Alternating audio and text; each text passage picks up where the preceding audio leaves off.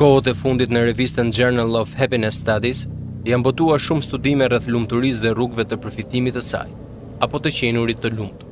Këto studime janë përqendruar në temën e pakënaqësisë me realitetin dhe bërjen e veprave të mira, si dashuria dhe toleranca, shpenzimin e parave për të varfërit, dëbimi i urrejtjes dhe idesa akmarrjes. Të gjitha këto metoda shkaktojnë lumturi. Këto studime treguan se njeriu i lumtur është ai i cili jeton një jetë të qetë, normale larg lakmisë, pasurisë dhe famës.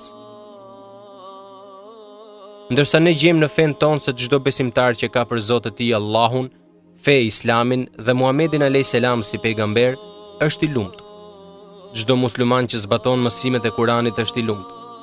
Pirja e alkoolit, për shembull, është një nga shkaqet e humbjes së lumturisë. Ruajtja e vetvetes nga tradhtia bashkëshortore dhe imoraliteti janë nga shkaqet e lumturisë, si dhe marrja e pasurisë së njerëzve në mënyrë të paligjshme është nga arsyet kryesore për humbjen e lumturisë.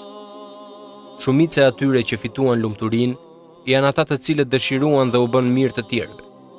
Dhe i plot fuqishmi ka thënë: cilido mashkull apo femër që kryen vepra të mira, duke qenë besimtar, ne do ta bëjmë që të kalojë jetë të bukur dhe do ta shpërblejmë sipas veprave më të mira që ka bërë. Kurani.